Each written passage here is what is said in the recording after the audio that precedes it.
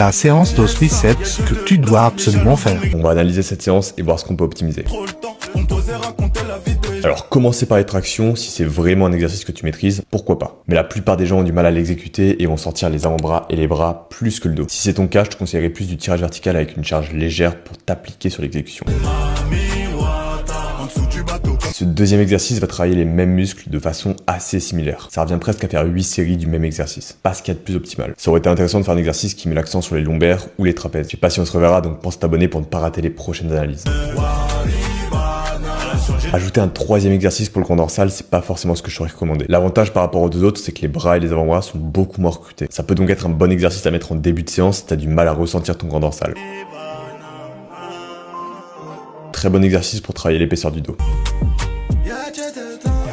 Très bon exercice. D'ailleurs, si tu veux accentuer le recrutement du brachial, ramène l'haltère un peu plus devant ton buste.